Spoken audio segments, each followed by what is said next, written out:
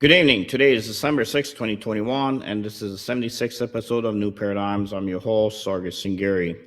My guest today is a long-time returning good friend of mine, Al Johnson, who's a researcher and advisory board member, senior one of the NEC-SE Center for Strategic Engagement. Al was a previous director for Raven's Challenge, which is the premier counter-IED, multi-jurisdiction, and multidiscipline EOD exercise, for which I am currently the lead on all actions with U.S. government, diplomatic, and also in North America since April of 2020. On this eve of the 80th anniversary of Pearl Harbor, I wanted to bring Al back again for the third time to discuss the next looming enemy that has the potential of attacking America from the Far East, in this case, China, via the Shanghai Cooperation Organization, as they use information wars and their ties to colonize the minds of the American public.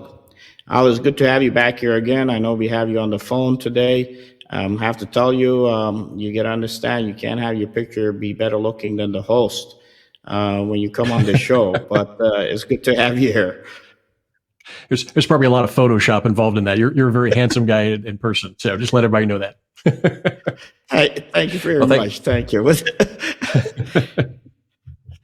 Well, thanks for having me on. I tell you, it's going to be tough to follow Betty Horseman from last week, the World War II centenarian veteran. That was an absolutely amazing interview, and so I definitely would recommend, if you haven't seen it, if you're listening in the audience, definitely go back and look at that episode. Especially now as we go into, like I said, the 80th anniversary of Pearl Harbor. There's a lot of history that she had lived through and that she has internalized and done some great lessons learned from it, and lived her life taking that experience and moving it forward and continuing service and helping others, throughout her 100-year history, which is absolutely amazing. So it's going to be tough to follow that, but I'll try. No, it is. Look, she turns 100 today. I actually did the interview and released it yesterday at her birthday party. We had a lot of people that came in and watched it, especially from individuals representing both federal and local state government folks, to include the governor, putting out a write-up on her. And I got to tell you, if at 100 I could put down the Manhattans like she does, God bless, But I asked her, what do you want to do in the next 100 years of your life now that the new century begins? She says, I want to get involved in politics, which I should have more often. And I think even she understands the importance of this issue, which is why we brought you back. Let's take a look at the SCO. I know we get a lot of slides today, but I hope individuals understand that what China is doing, specifically in our country, and what they're doing with the UN when it comes to their influence operations. Well, absolutely. And, it goes into what you said in the introduction, the colonization of the mind.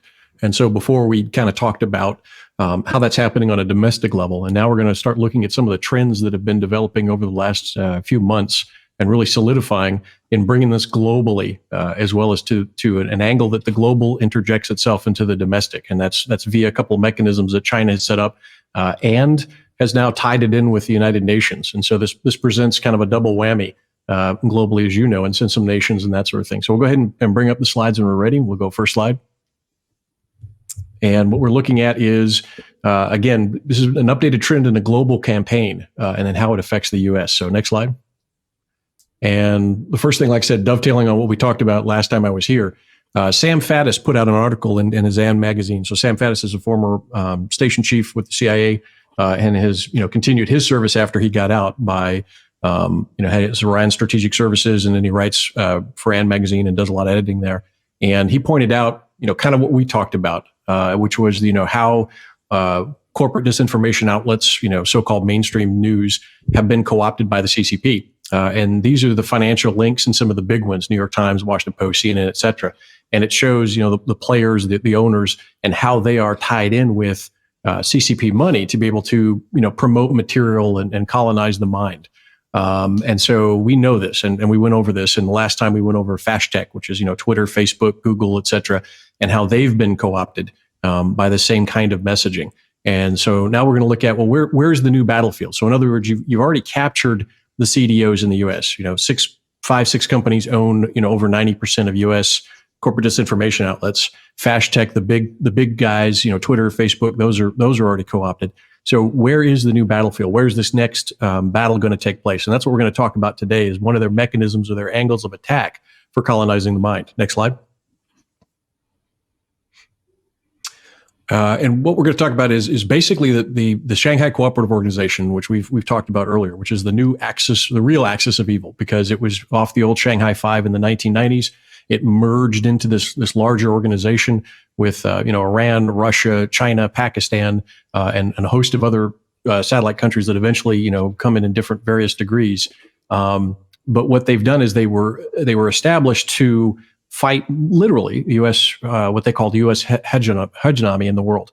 So they were looking at ways to be able to counter the free world, and they wanted to put it under their kind of authoritarian, totalitarian system and to exploit it. It's basically what it is. So it was China finding allies for its goal. But make no mistake, the Shanghai Cooperative Organization promotes the CCP's agenda as much as they can.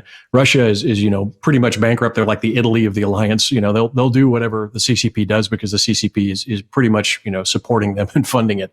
And they have some geopolitical stressors, but CCP still runs that ball game.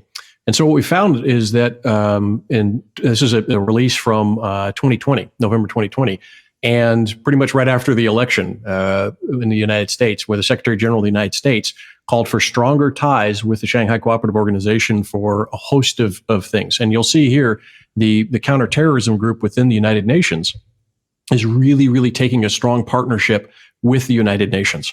And so what this does a number of things. Number one, it seeds the battlefield. And by aligning with the Shanghai Cooperative Organization, it kind of candy coats it, right? So in other words, here's the sugar coating that lets that poison pill go down. Because there's a number of nations in the world that look to the United Nations as the standard or the official body, right? So that's a legitimacy that the United Nations carries with it in many parts of the world. I mean, we've experienced this, when we're working with many countries in Southeast Asia and you're now working with them in Africa. The UN standard is seen as the official standard of what they go for. Even, sometimes if it may not be the best standard, they'll go with it because it's a global standard is what they're looking at. So by aligning with the Shanghai Cooperative Organization, they're not only endorsing it, they're adding their legitimacy to it. And so nations will swallow this poison pill of the SCO with this U.S. sugarcoating, so to speak. And as we'll show at the end of this, go ahead. No, I can tell you, recently in Africa, you mentioned that it was on there.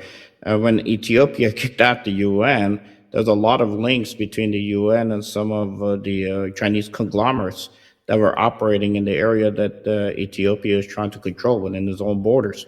So it wasn't good, but you won't see that on the news being reported that there is a possible link with those UN operations with bringing in Chinese conglomerates that are tied to the SCO, trying to make their way through the establish a new battlefield for themselves and prep it in these backyard wars as they're trying to fight in Africa, which is going to be the next place. And I mentioned the Belgian Congo. I use that name.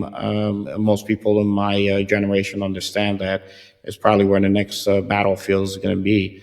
So everything you said is right on point on the issue of how they were actually trying to use the so-called operations to maybe even stop terrorism to get in there. So it's basically, don't look at what I'm doing, listen to what I'm saying, is their approach in this arena.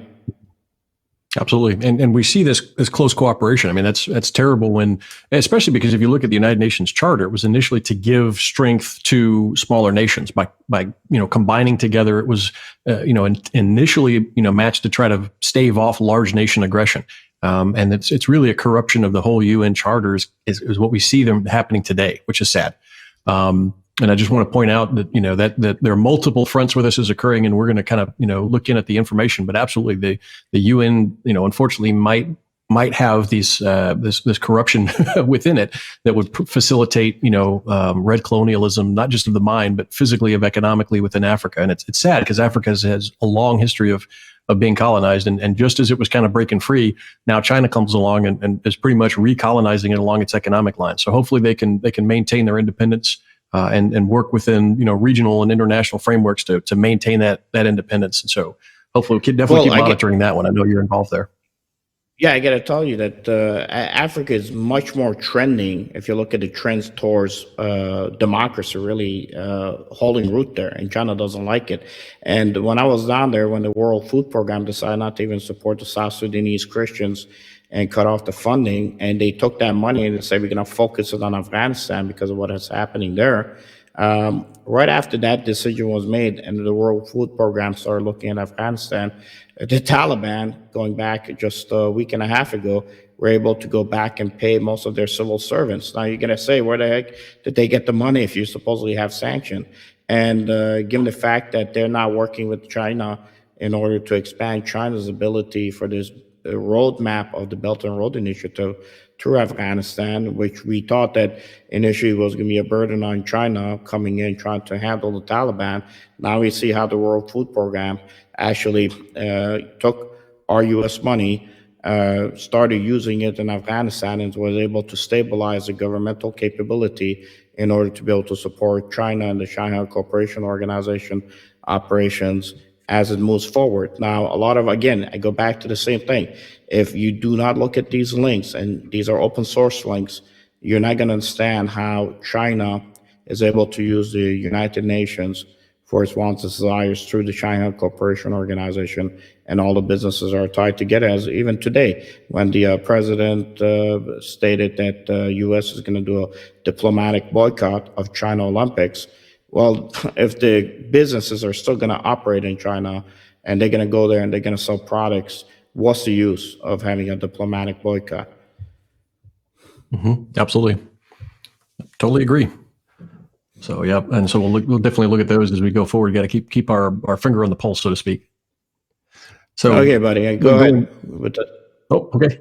Yeah, going back. So what the United Nations has done is now firmly announced that they have this partnership with the Shanghai Cooperative Organization to include, and if you look at the press release at the bottom, regular exchanges between the UN and SCO provide us with better ways to enhance our operational and regional issues. And one of those is information operations. And you can see that the UN, and we'll go into this later, but the UN is beginning to set the framework for censorship of what we called, earlier Americanism, but it would be any group which believes in kind of your national, your own national agenda, or any defensive agenda against, socialism, fascism, communism, you name it. So next slide. And so looking at this now, you can see here that this is from a paper. This is the UN's own paper. So again, all this is open source, and they're, openly admitting to it. This isn't, tinfoil hats in the back room and, some kind of crazy guy. This is openly what they admit to. And so this is from the UN, and they're spreading the propaganda of what the Shanghai Cooperation Organization is. Because if you know the history of the Shanghai Cooperation Organization, as we mentioned earlier, it is an organization to promote the CCP and, against the United States agenda, or the free world agenda. And so you'll notice that here it talks about societal radicalization. So if you look at that second sentence in there, in this regard, SCO will enhance joint efforts to counteract societal radicalization, which results in manifestation of the worst form of extremism, including terrorism, especially among people. Now, that sounds good on the outset. We've used similar words with, trying to reduce radical Islamization or, other radical groups and that sort of thing. However, when you read deeper into what they're talking about, it actually turns into, they believe radicalization is any information, and they'll go into three different terms here, the UN will, that could be used to even reduce the legitimacy, or reduce the confidence in the government, not just legitimacy of the government, but confidence in what any government is doing. And it also could be anything that they see as what they call conspiracy theorist. And some of this language you'll see from these texts have worked their way into the DHS new version of what terrorism is as part of conspiracy theory, which, it's like, they're really changing the definition of terrorism. And that's kind of a frightening trend, because terrorism is a violent act. It isn't that you have a conspiracy theory. It's not that you believe that, eating popcorn out of a microwave causes cancer. That's not terrorism. And yet, what they're doing is gradually moving, in the battlefield, they're moving it so that you're questioning of a government, questioning of any authoritarian rule becomes an act of terrorism. Your very act of questioning or spreading information. And we'll show this here. So next slide. And then it says, and here's the UN kind of pushing propaganda. It says the SCO is not a military alliance. It very much is. They do large military exercises every year. Security exercises are annual, and these are probably some of the largest now in the world of multinational exercises is what the SCO does.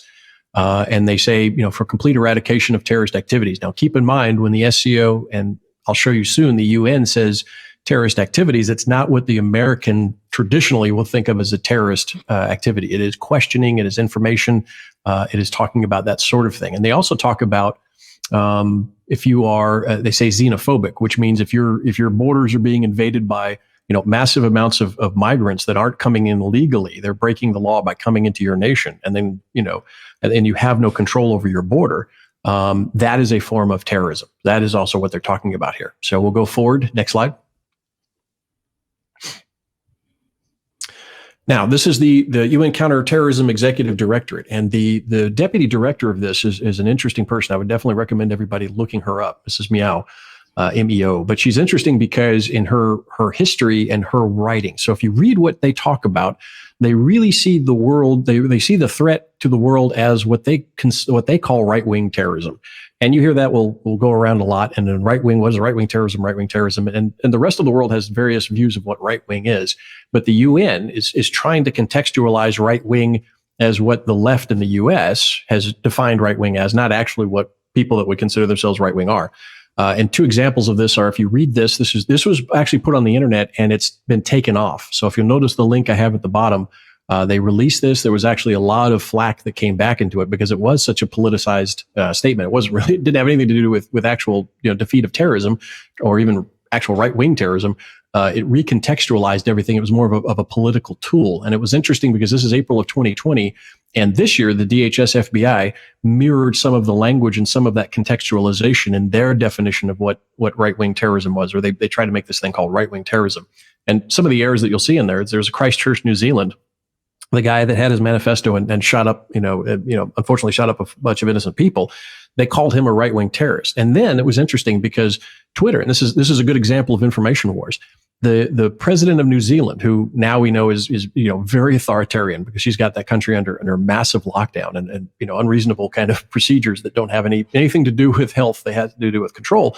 She banned the manifesto from this guy, and Twitter followed along with it, and most of the other social media. So if you shared this manifesto that this guy had about why he did the killing, you're banned.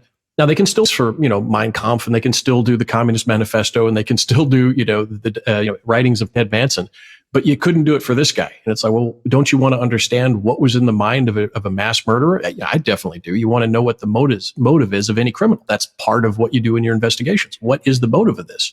And you identify it. Well, I got a hold of that manifesto, and very quite literally, the guy was in no way right wing. He was left wing. In fact, he mentions paper towel culture because we're destroying the planet. He was an eco-terrorist. I mean, him and Greta Thunberg would have had wonderful conversations over coffee somewhere at a coffee shop somewhere up in Scandinavia.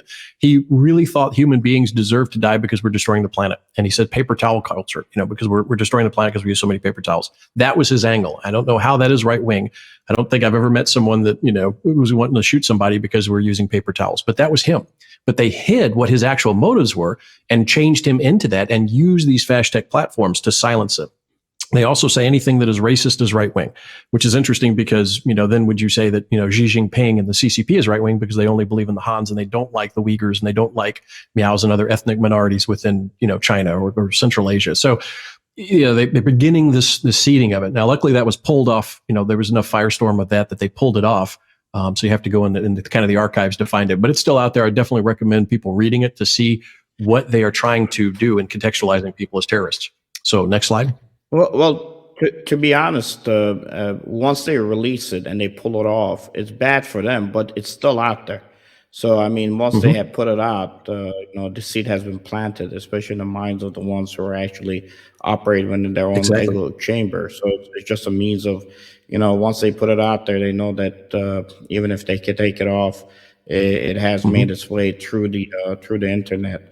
Is an unfortunate piece, but is a reality. And, you were mentioning the ties between China and Russia. I got to tell you, Russia has no choice, as you were saying, to work with China. and the Far East. But eventually, when China has been able to solidify itself, it's going to turn its gaze toward Russia, and it hates Russia. It Oh, really has absolutely. deep hatred historically against them, and Russia will not be able to even stand against them. I think that's where we're heading. You could see some of that fight taking place in the UN. If you take a look at what China has done when it came to countering Russia within the UN, especially the UN Security Council, you're going to see it more manifesting itself on that particular political and economic battlefield. And I think the one place you got to look at is where you're going to have your military and your politics kind of merging together when it comes to the UN specifically, and not just the Near East, but also in the Pacific. Oh, absolutely, and yeah, Russia's it somehow never seems to pick a good ally. So, I mean, if you look at 1939 September, they call it the Molotov-Ribbentrop Pact. When Soviet Union aligned with Nazi Germany, but they literally Stalin was supposedly was in almost a coma for 3 days when Hitler invaded when Hitler invaded Russia in June of 41. But until then, he had supported Nazi Germany. They picked the allies, either to buy time, and they think, well, you're not. And that same thing's going to happen with China. I mean, they've aligned themselves because of political expediency, because they had been a world power. They were suddenly, not, and they needed to try to maintain some sort of leverage. But it absolutely will backfire as soon as China sees the scales tipping. They will take it because they have a huge land border. They've been in contention for those territories, for a very long time. And it absolutely will. That will be the next big flashpoint, within 20, 30 years. If China gets its ambitions globally, somewhat stabilized, they grab Taiwan and they start moving the Pacific and they get their supply lines linked up, they absolutely will hit Russia. And I don't think Russia could hold against it because, that massive amount of border that they've got. Genghis Khan and invasions from the east tend to work on Russia. And then the Chinese, it'll be a very bloody war. So you're absolutely right. So we'll see. We'll see if it turns around. But yeah, going back, looking at this, and as I mentioned, this is again from that document that's archived that you can go find out on the internet. You'll notice that they say, it's the sharing of information, and they name Gab, right? So in other words, the guy didn't use Gab. In fact, no terrorism. Andrew Torba owns Gab, and he's been kind of a target, I guess, since 2016. We kind of looked him up and did a little profile on him. But he, no terrorist, and he looked at it because he was getting named as a tool of terrorism and a tool of extremist right wingers. And aside from some idiots that are on every social media platform, and of course federals that are on there trolling, which is on every platform. No terrorist, when he did it, I think 2 years ago or a year ago, had ever come from Gab. They'd never shared their information off of Gab, and yet here's the UN promoting Gab as a platform for terrorism, right? Non-mainstream platforms, Gab, for commercial communication and radicalization. So they name Gab, which is interesting because it's an independent site. It's not part of the Fashtech, but Twitter was used more by more people that use violence, and Facebook has been used more by groups and individuals that use violence than any other social media site, and yet it's not mentioned here. So you see the politicization of it, right? In other words, it's not facilitating terrorism. They're actually trying to isolate and stigmatize and put kind of a tarnish on the name of some social media sites. Now, again, going down there, you'll see the Christchurch attacks, and it's like, well, that was, it wasn't a right wing guy. So the interesting part here is that they really focused on sharing mechanisms and independent platforms. And they omit the Fashtech, and it also omits any ethno-terrorism, because if ethno-terrorism is right wing, they're omitting CCP sponsored ethno-terrorism. For example, the attacks against the Rohingya that you documented over in Burma, where the Burmese under General Liang and independent groups were motivated to attack the Islamic Burmese that lived along that pipeline that China needed in the port in the Arakan region. But that's omitted here. So it's very much, that they're very fluid with their definitions. All right, next slide.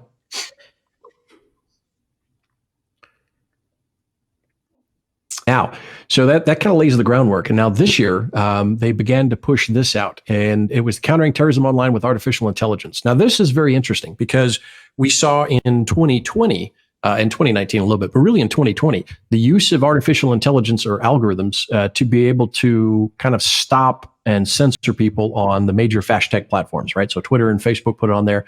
And people were banned, and usually, and Facebook had a neat little excuse for it. Well, the AI determined it; we didn't do it, right? So I'm not responsible for what happened because a computer made that decision, right?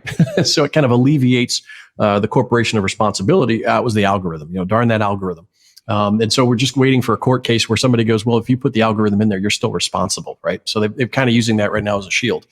But what the UN has now put is it starts to focus on social media and how to control the social media. And this is very important. This is kind of the meat of what's going on now. This is the new battlefield, is that they are looking at not only the platforms themselves, but they're looking at URLs. And there's something we'll talk about here in a minute where they're setting the groundwork to be able to target the domain registrars. Or in other words, your whole domain name can go offline. So it's not enough that they can go into social media and try to ban people or say, hey, this is misinformation, or this is dangerous, or this is going to make somebody a radical. They're now looking at being able to take entire sites offline. So you remember the previous extreme right-wing terrorism, they talked about Gab. They named Gab by name. Well, they can't go into Gab anymore and censor people, right? They can't go into Gab and silence people. They can't go into Gab and ban people that go against their political narrative. So what do they have to do? They have to knock Gab off entirely. And they used to be able to do that because of servers and things like that. But there's a good article in Axios. I didn't put it in the presentation. It just came out, I think, today or yesterday, talking about the new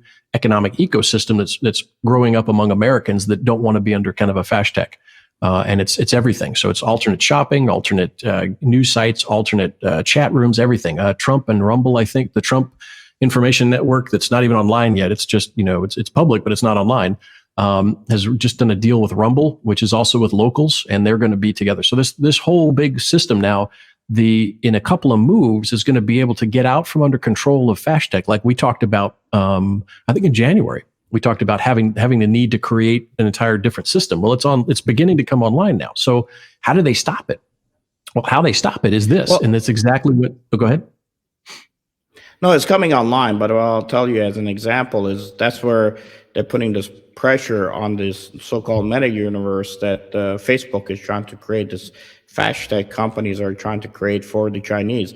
They don't have the ability, and they haven't worked out all the bugs, but because of the pressure that the SCO in China and conglomerates are putting on Facebook has no choice but to get out there and try to get ahead of what I think is this meta universe capability, because China wants to control the global communication on what China is. And that's what it's trying to do. It has no interest in just the American piece of it. It's trying to get out there to do it globally. Look, we use the internet for a lot of requirements. Even our F-35s have to be tied to it in order for the pilot to be able to use his head systems to be able to operate and engage targets on the ground. So our sophisticated weapon systems have to have a link to the web for us to be able to operate, even in combat areas of operation. And China is trying to get in there and wants to be able to control it. Even what is being counted against the fashtag with Trump coming out with his platform and Rumble.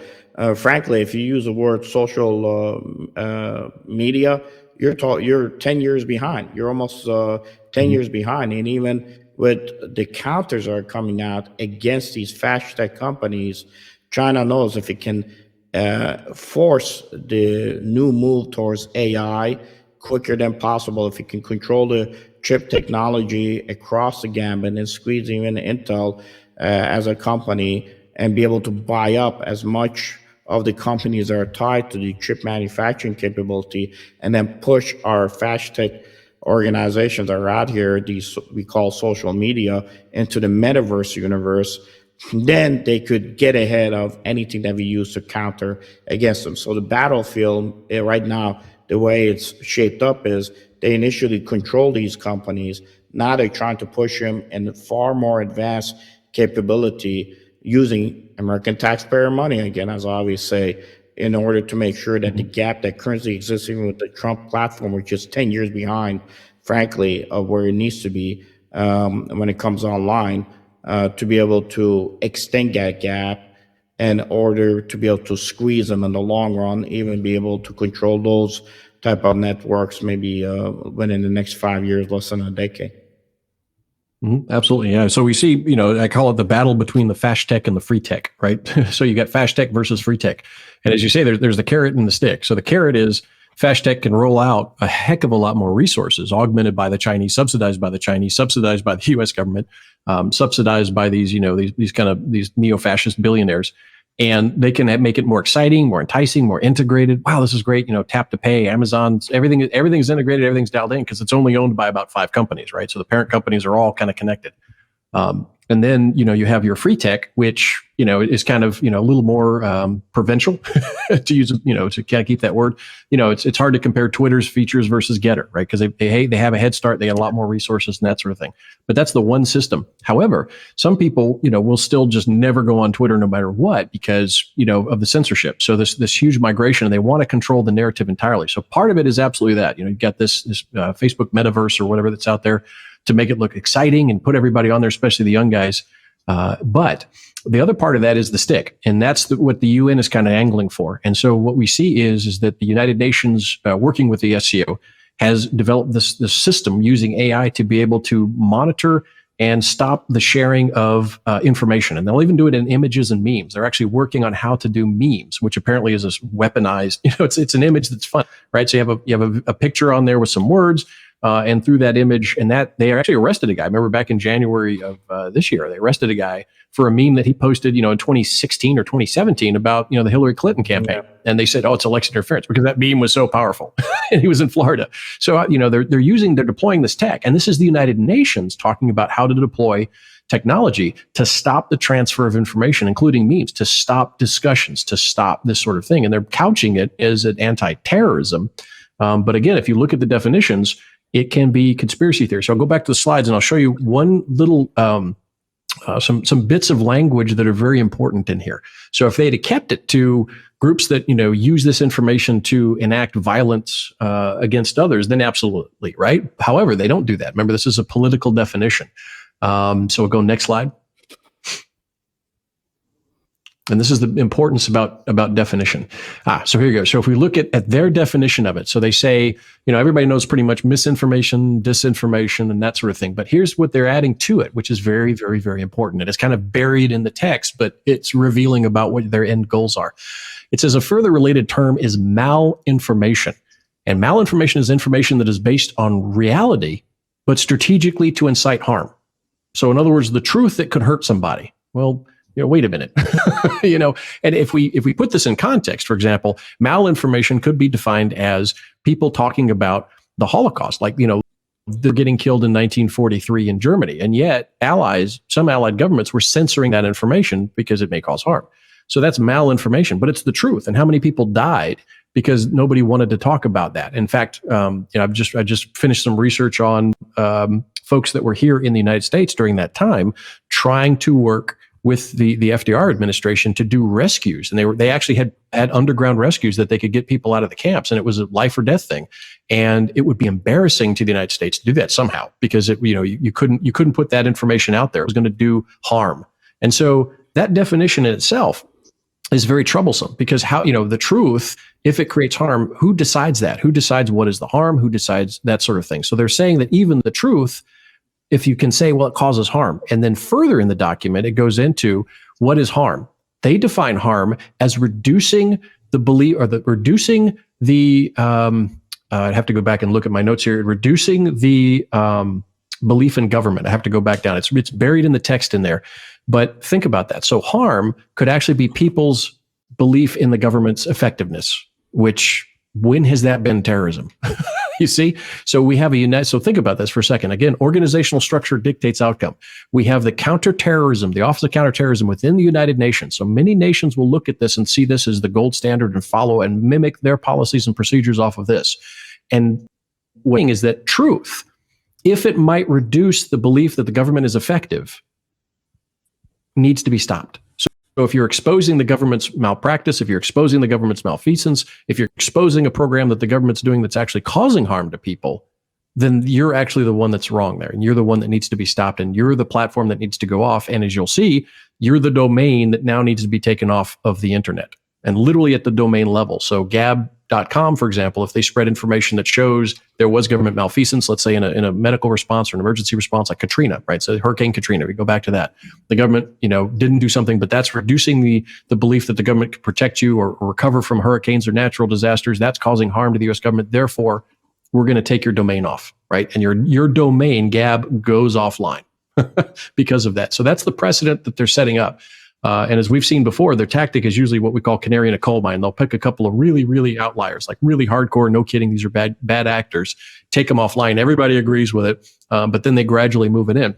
The same thing we saw. We saw, for example, Andrew Torb, I think it was, who's that other guy? Alex Jones and Laura Loomer back in 2016 were banned, and everybody agreed, yep, they're kind of crazy, get them off there. But then what happens is, 4 years later, you're banning the U.S. president from Twitter. You see, so it begins small, but it eventually goes up to that. They can silence or move entire government domains offline. When, in other words, if a small country, hey, we don't want this. Next slide. I don't know, that beep was that my time is up. Okay, next slide. No, right, you're so good, buddy. The other thing that you'll see within this UN. Okay, perfect. The other thing you'll see within this is that they use fact-checking sites, which aren't really fact-checking. So they'll actually recommend and kind of endorse NewsGuard. So you'll see in the quote in there, it says, although not directly relevant to law enforcement, counterterrorism agencies, a further application of the use of AI to counter dis and misinformation online is demonstrated by the NewsGuard initiative. Well, go look up NewsGuard. It's not really a fact-checking site because it's very selective in what it does. It never calls out, left-wing extremists. It never calls out any anti-CCP or anti-CDO checks or anything like that.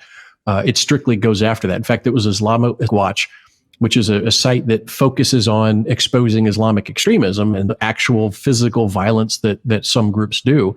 And NewsGuard was trying to censor their things. And these were reports. I mean, these are validated, verified reports of violent Islamic extremism against many in their own community. I mean, most of the things that Islamic Watch would put out was radical Islam attacking other Islamic groups that weren't as, to their extremism that they wanted. And pretty much NewsGuard, was kind of, coercing them. And then eventually, was going against them. So by endorsing a site like NewsGuard, which is kind of like a Snopes, what you're doing is you're definitely skewing everything to the hard left, right? To the fascist, communist side. So next slide. And again, as I said, organizational structure dictates the outcome. So we notice now that you've got the SCO working with the United Nations and pretty much setting the agenda is what they're saying. I mean, that was a glowing report by the UN Secretary General when he mentions in November 2020 that, hey, we're going to be working with the SCO. We're going to do exercises every year. And these guys are great. That's not military. It's all everybody getting together in kumbaya. Well, you get the SCO now dictating to not dictating, but pretty much, setting the agenda for the United Nations. And again, that sugarcoats the poison pill that gets the SCO's agenda into more countries that the SCO could go on its own. And those standards will silence entire swaths of people that are standing up for their own human rights, and they're standing up against the power of dictatorial regimes to impose authoritarian rule. And, in some cases, even preventing information from saving lives. We've seen this.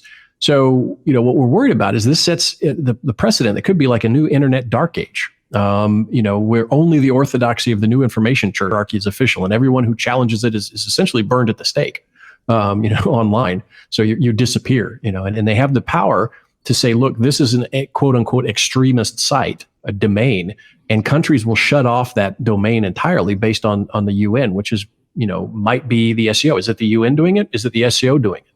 So we have to take a hard look at it. And this allows it to penetrate into a lot of countries that the UN is seen as the gold standard or the standard. Next slide.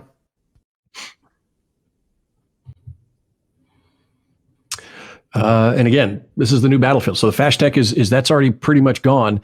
But what's happening now is over the last year, we've seen a buildup of an alternate to fast tech, which I call free tech. And the battle between fast tech and free tech, fast tech will get flashier and all the new tech as China gives it to them. But the stick is going to be the hammer that's going to come down to try to wipe out free tech, and only fast tech will exist. Will in some of these mechanisms that the UN is going to put in on how to fight what they call malinformation, misinformation, and disinformation on the internet. And so that's being built up right now, and that's something that everybody needs to watch and be careful of. when you're taking the CTED stuff from the United Nations, it might be the SCO talking and not the United Nations themselves talking. So just be very careful of it, and keep fighting Fashtag wherever the heck it's promoted. So next slide.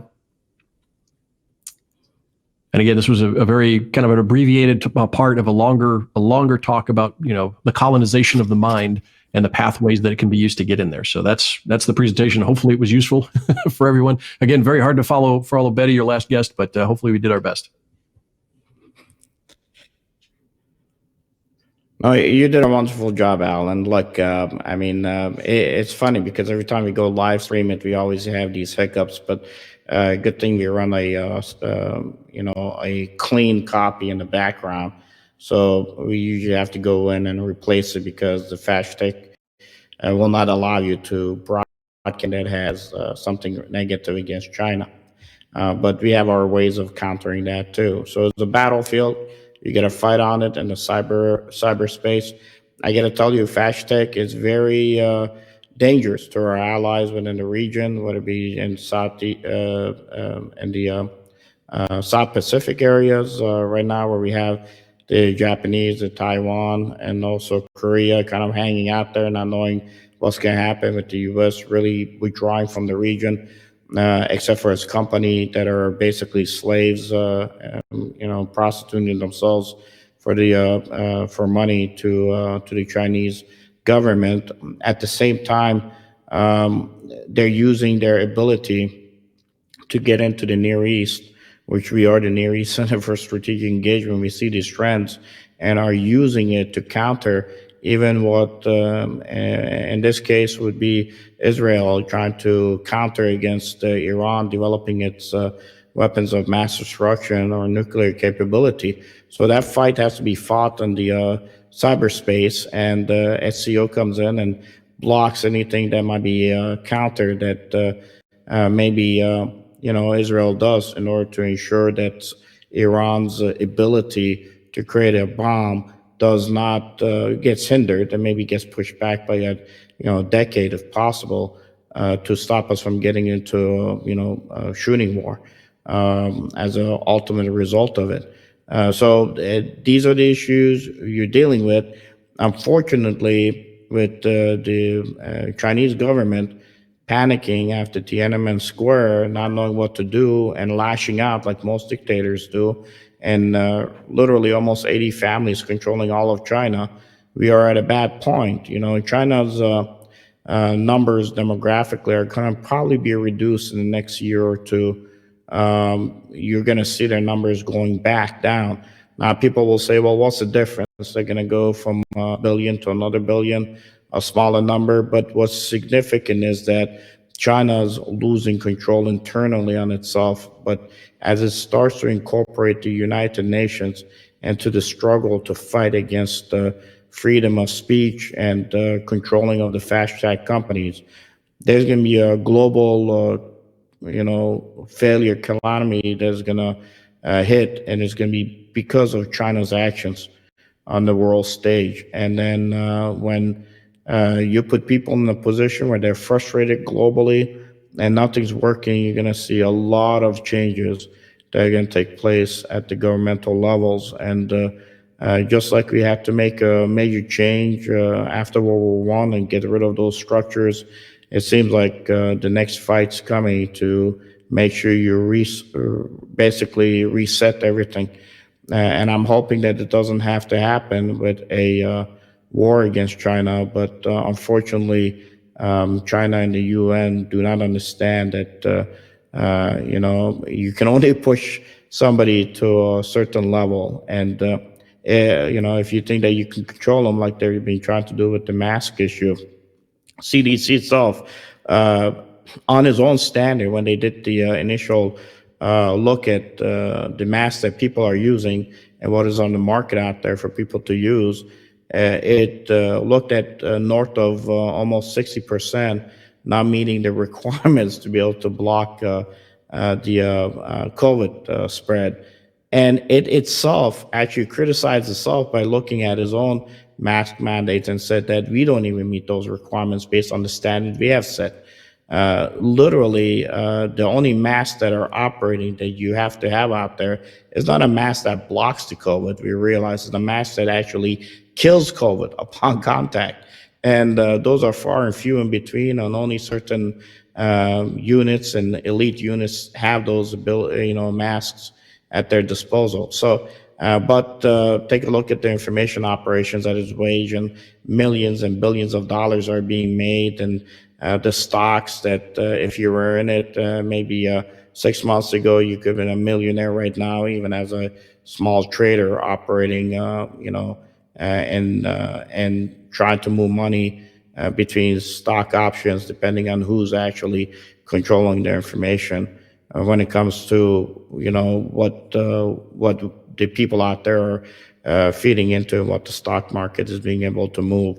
It's unfortunate. I think that the Shanghai Cooperation Organization, with all those conglomerates, have a deep hook in the American businessmen, to include our defense contractors, who today will sit with you and say, on the first slide, show me how you're going to make money for China before we move forward to even look at investing in the product you're trying to push for the security of this nation. So with December 7th being tomorrow, on the eve of it, I'll give you the last word. As always, you've done a wonderful job, Al, and we're going to have these slides available on the Near East Center for Strategic Engagement. Where do we go from here, and what's next in our discussion? Well, definitely. Thank you. Where to go from here is basically just, keep everybody educated as possible, which, this show is definitely a part of, so that we don't have an information Pearl Harbor, right? We don't wake up one day and then are surprised by any of the moves that anyone does. So, being educated prevents an information Pearl Harbor. And then, understanding the mechanisms that are being established to try to take voices offline and silence, thousands and millions of people. Work within your local government, your state government, your representatives, and make them applicable at the federal level to counter these moves by the CCP and now, the SCO, and now possibly the United Nations in doing this. And so being able to, education and awareness is a huge key to this, that you recognize it. Have alternate means of communication, understand how information moves, so that your mind is not colonized and you can recognize actual misinformation, disinformation when it comes up, is a big part of it. And so, what I would recommend again is education, education, education. And as Michael Young, one of your guests, a while ago said, the PhD of conflict journalism is the information wars level, right? And so, all the other things work up to it. But this is the PhD level, is information wars. And right now we're in a hot war. It's not a cold war. It's a hot war of information wars. And this is the prepping of the battlefield. So thank you for being able to be on there and enlighten the way, sending up the flares to illuminate the battlefield and prohibit us from getting sneak attacked again. So thank you very much. No, much appreciated, Al. Thank you for coming on, and we'll move forward. And the harvesting of the colonization of the mind is a quote I've taken from Jason Morgan, who I had last week on our show. And look, you've been involved in this fight going back to 2015. We were on stage in Japan with Michael Young, trying to warn about what's coming down the pike. And I hate to say that, we call this early, but at least we're in a position where we're able to look at where we're going to be in the next decade.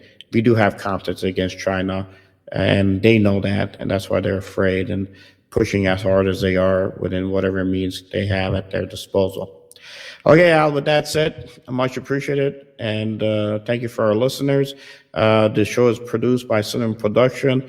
I rarely get a chance to say that because I constantly forget, and if you like what we do on the show, you can always support us by donating to the Near East Center for Strategic Engagement, or at the same time to our 501c3, the United Australian Appeal, and especially in this year of giving, a lot of that money goes to support our operations to support the refugees in both Iraq and also in Africa. With that said, God bless you all, and this is New Paradigms.